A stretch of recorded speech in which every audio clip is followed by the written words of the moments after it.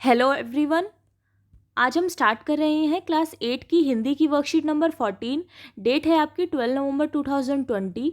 आज की वर्कशीट का आपका टॉपिक है कबीर की साखियाँ। सबसे पहले दिया गया है, बच्चों आज हम कबीर दास की साखियों को पढ़ेंगे। कबीर दास ने जीवन से जुड़े आचरण, व्यवहार व आदर्शों की चर्चा अपने दोहों में की है। यानी कि कबीर दास जो भी दोहे लिखते थे उसमें वो आचरण की, व्यवहार की, उनके जीवन के आदर्शों की, अपने सोसाइटी की जो भी चीज़ें वो देखते थे उसे वो लिख दिया करते थे। आपके पाठ्य पुस्तक के पाठ कबीर की साखियों से हम आज दो साखियाँ यानी कि दोहों को समझने का प्रयास करेंगे। आइए पढ़ते हैं। सबसे पहला आपका दोहा है, जाति न पूछो साध की, पूछ लीजिए ज्ञान, मोल करो तरवार का, पड़ा रहन दो म्यान।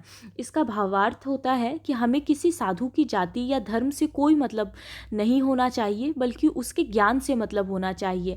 जैसे मोल भाव तलवार का करना चाहिए, ना कि उसके म्यान का, क्योंकि युद्ध में तलवार की उपयोगिता होती है, म्यान की नहीं। ठीक है।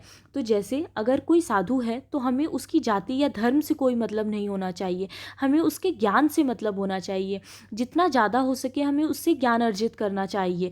जैसे कि जो तलवार होती है, तलवार का महत्व होता है, क्योंकि युद्ध में तलवार हमें हेल्प करेगी किसी भी युद्ध को जीतने के लिए, ना कि म्यान। म्यान का मतलब होता है तलवार जिसमें रखी जाती है। तो जिस चीज़ में तलवार रखी जा रही है उसकी कोई वैल्यू नहीं है, वैल्यू तो तलवार की होती है। उसी तरह साधु की वैल्यू होती है, उसके ज्ञान की वैल्यू होती है, ना कि उसके जाति या धर्म की वैल्यू होती है। ठीक है।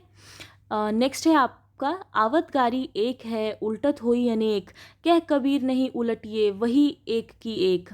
इसका भावार्थ है आपका कि यदि आपको कोई गाली दे तो उसे उलटना नहीं चाहिए, यानी कि हमें दोबारा से गाली उसे नहीं देनी चाहिए। अगर किसी ने गाली दी या कोई गलत वर्ड बोला तो हमें सामने से उसे गलत वर्ड नहीं बोलना चाहिए। उलटने से वह अनेक में बदल जाती है। जैसे एक उसने दिया, फिर एक आपने दिया, फिर एक उसने दिया, तो ये बहुत सारी बन जाएगी, लड़ाई कभी ख़त्म ही नहीं होगी। यदि किसी की गाली आप स्वीकार नहीं करेंगे तो वह स्वयं ही गाली देने वाले के पास रह जाएगी। कोई आपसे बुरी बातें कहता है तो उसे चुपचाप सुन लेने में ही भलाई है। बहस को बढ़ाने से मन का कलेश बढ़ता है। तो अगर आप रिप्लाई करते हो किसी गाली का या किसी अपशब्द का, इट्स मीन कि आपने उस चीज़ को एक्सेप्ट किया है कि हाँ मतलब मैं ये हूँ, तो आपने एक्सेप्ट किया है, तभी तो आपने उल्टा है। आप एक्सेप्ट ही मत करो, आप उसको स्वीकार ही मत करो। ठीक है। जब आप स्वीकार ही नहीं करोगे तो आप दोबारा गाली दोगे ही नहीं, उसको रिप्लाई ही नहीं करोगे। तो इससे क्या होगा कि जो लड़ाई होगी वो नहीं बढ़ेगी, मन का जो कलेश होगा वो नहीं बढ़ेगा। इसीलिए कोई भी ऐसी बातें सुन के हमें चुपचाप रहना चाहिए, इसी में सबकी भलाई होती है। ओके। उसके बाद आपके क्वेश्चन आंसर दिए गए हैं। फर्स्ट क्वेश्चन है आपका, तलवार का महत्व होता है म्यान का नहीं, उक्त उदाहरण से कबीर क्या कहना चाहते हैं स्पष्ट कीजिए। तो उत्तर हो जाएगा आपका, कबीर जी कहते हैं कि हमें साधु के ज्ञान को महत्व देना चाहिए, ना कि उसकी जाति या धर्म को। साधु का ज्ञान ही हमें संसार में प्रसिद्धि दिलवाता है। वैसे ही युद्ध में तलवार का महत्व होता है, ना कि म्यान का। ठीक है।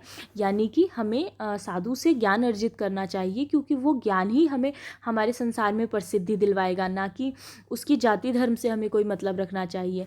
जैसे कि युद्ध में तलवार का महत्व होता है, तलवार की इंपॉर्टेंस होती है, ना कि म्यान की इम्पोर्टेंस होती है, उसी तरह जो साधु होते हैं उनके ज्ञान को महत्व देना चाहिए। ओके।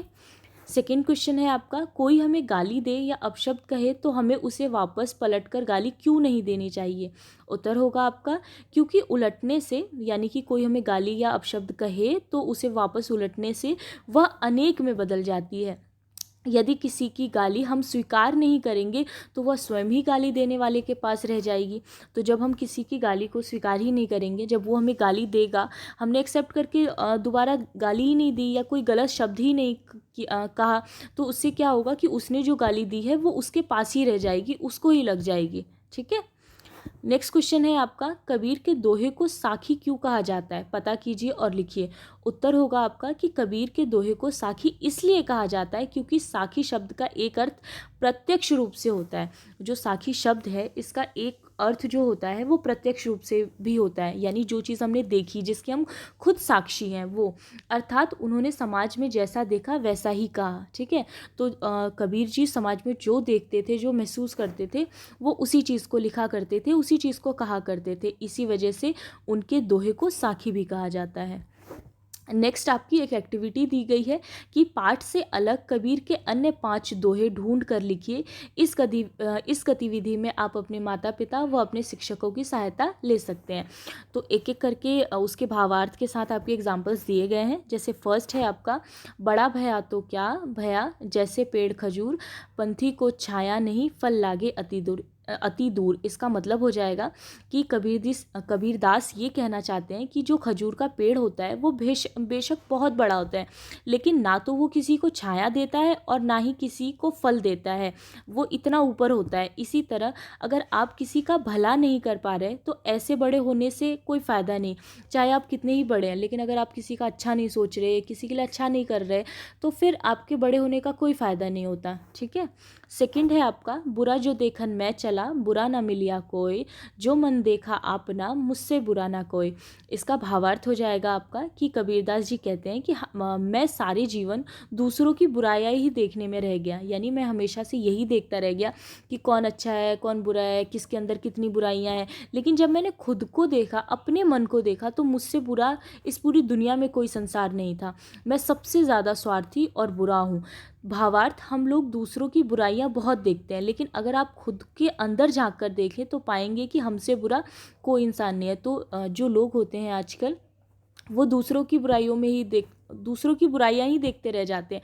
अगर वो कभी खुद को भी झांक कर देखें तो उनके खुद के अंदर कितनी सारी बुराइयां होती हैं। ठीक है।